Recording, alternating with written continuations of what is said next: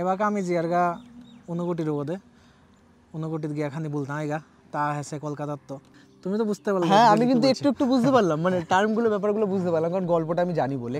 মানে ভাবতে পারছেন 1 কোটি থেকে 1 কম এতগুলো এখানে পাথরের ছোট ছোট ছোট ছোট মূর্তি আছে। একবার দেখুন ডান দিকে দেখতে পাচ্ছি এখানে শিবের মূর্তি, এখানে একদম খোদাই করা, সুন্দর করে কাকিমা একদম রান্না করে খাইয়েছে, একসাথে বসে খেয়েছি, খুব সুন্দর। হ্যাঁ তোমাদের বাড়িতে যেটা খেলাম ওটা হচ্ছে পাল্টি।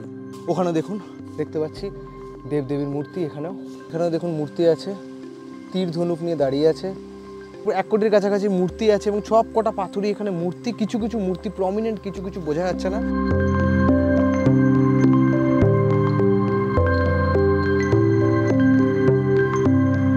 তো নমস্কার বন্ধুরা, এখন 11টা 10 বাজে, আমি কাঞ্চনজঙ্ঘা এক্সপ্রেসে আগরতলা থেকে চলে এসেছি। টাটা। তো এখন ধর্মনগর স্টেশন এসেছি, আমি ধর্মনগরে নামবো, এখান থেকে উনকোটি যাবো। উনকোটি হলো আরেকটা ঘোরার জায়গা, একদম জেনারেল কামরা। একবার দেখুন খালি খালি আছে মোটামুটি, সেরকম একটা ভিড় নেই সেরকম, তো বেশ ভালো। চলো একবার দেখুন। জেনারেলে আমার আসতে লাগলো 65 টাকা, এটা আমি লাইনে দাঁড়িয়ে আপনি টিকিট কাটতে পারেন।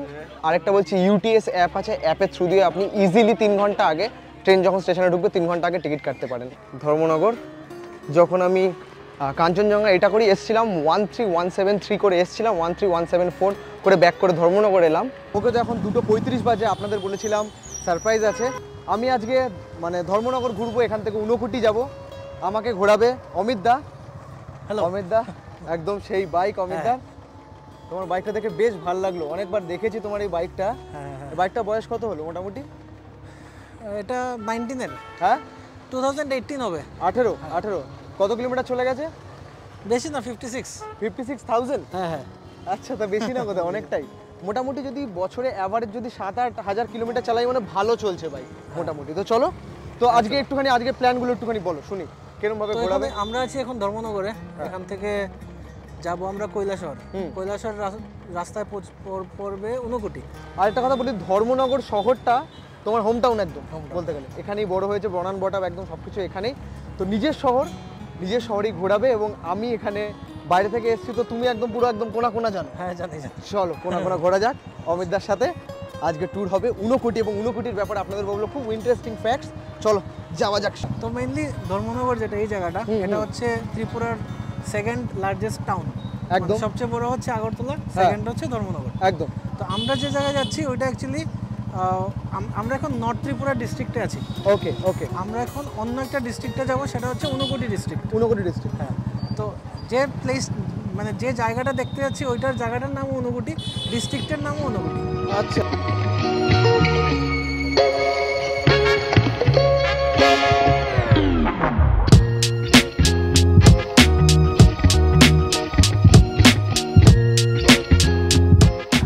মোটামুটি আমরা চলে এসেছি প্রায় 5-6 কিলোমিটার মেইন মার্কেট থেকে।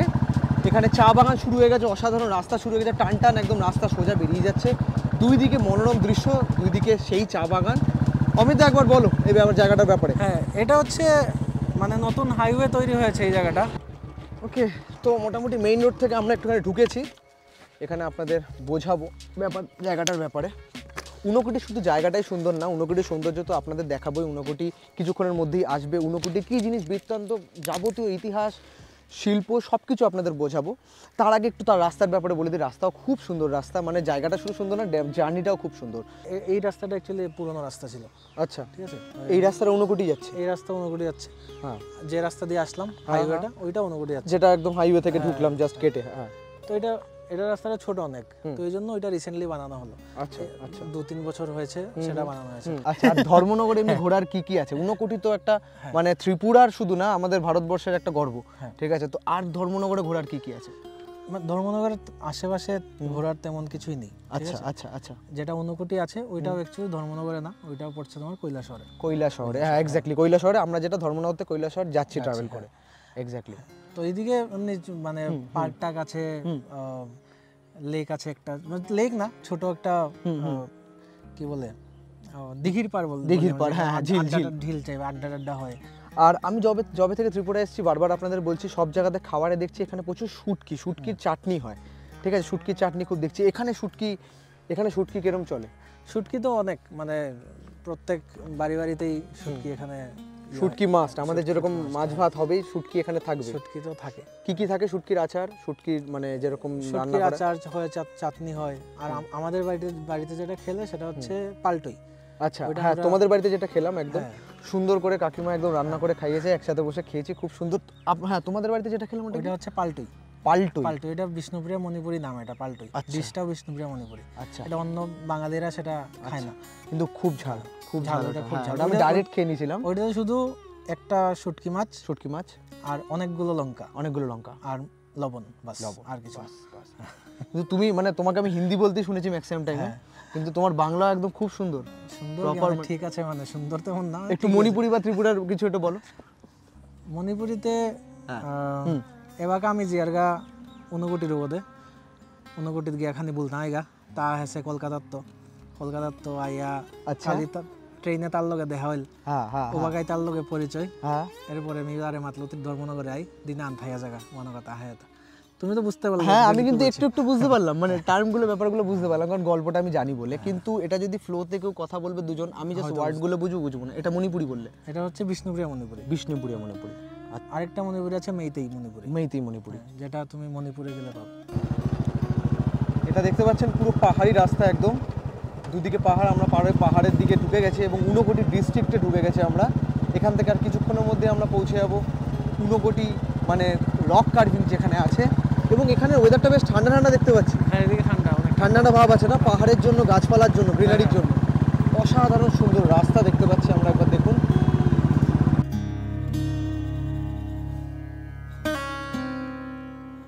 তো পৌঁছে গেছি আমরা একদম ঊনকোটি গেটের সামনে একদম। এটাই দেখুন পার্কিং লট। এখানে বাইক রাখার জায়গা আছে, গাড়ি রাখার জায়গা আছে, ফ্রি পার্কিং। আর এখানে প্রচুর টুকটাক দোকান আছে, একবার যদি খেতে চান এখানে খেতে পারেন। এখানে ডাব। এখানে ঊনকোটি মানে কি? ঊনকোটি মানে 1 কোটির থেকে 1 কম, সেটা হলো ঊনকোটি। মানে হলো 9,90,999, তাই তো? হ্যাঁ, 999, একদম 1 কোটি থেকে 1 কম। এখানে হলো যখন ভগবান শিব হলো কৈলাস যাত্রায় যাচ্ছিলেন, এবং 1 কোটি ভগবান শিব এবং তার সাথে হলো সবাই মিলে 1 কোটি দেবদেবী নিয়ে যাচ্ছিলেন কৈলাসের দিকে। এবং এইখানে এক রাত রেস্ট নেয় এবং বলেছিল সকালবেলা উঠে সবাই এখানে রেস্ট নাও, সকালবেলা ঘুম থেকে উঠে একদম বেরোনো হবে। এবং মহাদেব সবার আগে উঠে পড়ে এবং দেখে কেউ ওঠেনি, তাই জন্য রাগে সবাইকে পাথরের রূপে পরিণত করে দেয়। তারপর থেকে এখানকার নাম ঊনকোটি। এবং এতগুলো ঊনকোটি মানে 1 কোটি থেকে 1 কম, এতগুলো পাথরের মূর্তিতে পরিণত হয়ে যায়। এখানে অনেক ভগবানের মূর্তি আছে, চলুন আপনাদের দেখাচ্ছি। তো এখানকার কোনো এন্ট্রি ফিস নেই, এখানে এন্ট্রি ফি হলো ফ্রি। আর এখানে দেখুন অনেক ক্যাফেটেরিয়া আছে, এখানে টয়লেটের জায়গা আছে, ড্রিঙ্কিং ওয়াটার আছে, mobile charging point, baby care, display gallery. আচ্ছা, তুমি যেই কান্ট্রি ঘুরেছো, কি কান্ট্রি ঘুরেছো একবার বলো। আমি ঘুরলাম 8টা কান্ট্রি বোধ হয়। এই Bangladesh, Nepal, Thailand, Vietnam, Laos, Cambodia, তারপরে দুবাই, আফগানিস্তান, ইরান। আচ্ছা, ইরান কেমন ঘুরেছো? ইরান ঘুরতে পারি ভালোভাবে, 7 দিনের মতো ছিলাম। আর ওইখানে কাউচ সার্ফিং করেছি অনেক আমি।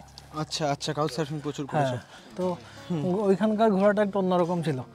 অন্য জায়গায় যেমন নিজে একা বাইক করে ঘোরাই, বাট ওইখানে যেমন কাউচ সার্ফিং আছে, তো সাথে সবসময় দুজন থাকতো।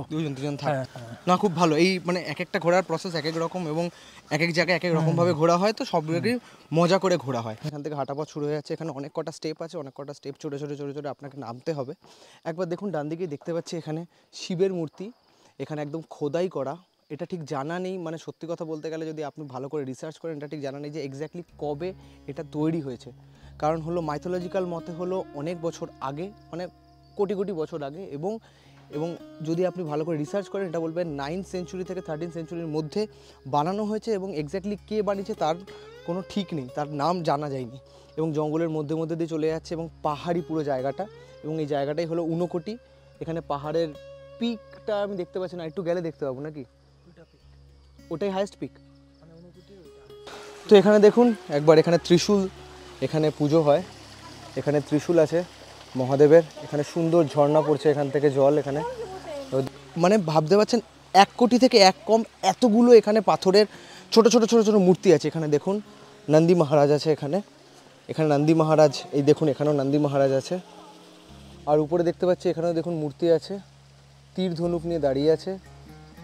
এখানে কোন দেবী বা দেবতার মূর্তি সবকটাই বলতে পারবো না, কারণ এখানে 1 কোটি থেকে 1 কম এতগুলো দেবদেবী আছে। এবং এখানে গণেশের মূর্তিও আছে, লক্ষ্মীর মূর্তি আছে, সরস্বতীর মূর্তি আছে, প্রচুর মূর্তি আছে, বিষ্ণু দেবতার মূর্তি আছে। এবং পরপর একবার দেখুন এই যে পাথরগুলো দেখছেন, এখানেও ছোট ছোট করে মূর্তি পাথর কেটে বানানো আছে, এবং কে বানিয়েছে জানা নেই।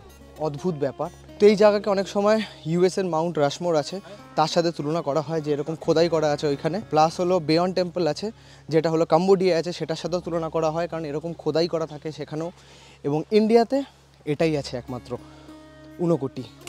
আপনাদের বলে দিই এখানে কিন্তু অল্প ট্রেকিং আছে, মানে আপনাকে প্রচুর হেঁটে দেখুন, এখানে সিঁড়ি বেশ খাড়া আছে, আপনাকে হেঁটে উঠতে হবে, তো টাইম নিয়ে আসবেন। ওখানে দেখুন দেখতে পাচ্ছি দেবদেবীর মূর্তি এখানেও।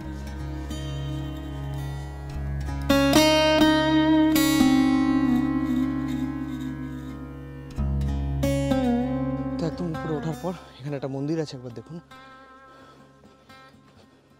খুব সুন্দর গাছের তলায়। এখানে প্রচুর মূর্তি আছে, প্রিজার্ভ করে রাখা আছে। অনেক পর দেবদেবীর মূর্তি আলাদা করে রাখা আছে এখানে। এরকমই প্রচুর লাগানো আছে চারিদিকে। এগুলো হয়তো খুলে যেরকম বললাম পড়েছে। এখানে শিবলিঙ্গ, আচ্ছা বিষ্ণুর চরণ, গণেশ, শালগ্রাম, মহাদেব, বিষ্ণুর চরণ। ওকে, তো চলো পুজো দিই মন্দিরে। এখানে দেখুন ঘন্টা আছে, হর হর মহাদেব। চলো।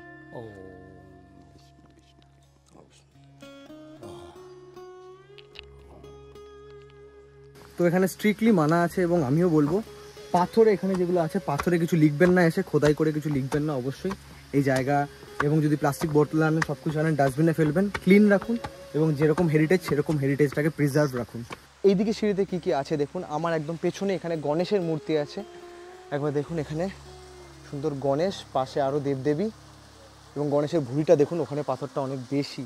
এখানে আবার গণেশের ধুতি, বাহ। এখানে গণেশের সুর, এটা মুখ, বাহ। এবং দেখুন ত্রিনেত্রী ওখানে করা আছে, গণেশের মুকুট, এবং এখানে ত্রিশূল দেখতে পাচ্ছি। তো প্রচুর এখানে মূর্তি আছে, এবং আপনাকে খুঁজে দেখতে হবে। এখান দিয়ে ঝর্ণা যাচ্ছে, খুঁজে দেখতে হবে কোথায় কার মূর্তি আছে। এবং বারবার বলছি 1 কোটির কাছাকাছি মূর্তি আছে, এবং সব কটা পাথরই এখানে মূর্তি। কিছু মূর্তি প্রমিনেন্ট, কিছু বোঝা যাচ্ছে না। তো চলো আজকের মতন ব্লগ এখানেই এন্ড করছি। কেমন লাগলো এই ঊনকোটি রক কার্ভিং অবশ্যই আমাকে জানান। হর হর মহাদেব। একদম মহাদেবের চারিদিকে দেখুন এখানে পাথর কেটে বসানো। কমেন্টে জানান কেমন লাগলো, শেয়ার করুন, সাবস্ক্রাইব করুন। দেখুন আমার ওয়ার্ল্ড ট্যুর দেখুন, রাজস্থান ট্যুর, উত্তরাখণ্ড ট্যুর, এবং এখানে নর্থ ইস্ট ট্যুর চলছে, ত্রিপুরা সিরিজ চলছে। কেমন লাগলো অবশ্যই কমেন্টে জানান। আর অসংখ্য ধন্যবাদ অমিত দাকে, মানে ঊনকোটি ধন্যবাদ অমিত দাকে। থ্যাংক ইউ, মানে আমাকে ঘোরানোর জন্য, এরমভাবে আপ্যায়ন করার জন্য অসংখ্য ধন্যবাদ। এবং আমিও চাইবো তোমার আরও ব্লগ আসুক, আরও শাইন করো। থ্যাংক ইউ, ধন্যবাদ। Signing out from Unakoti.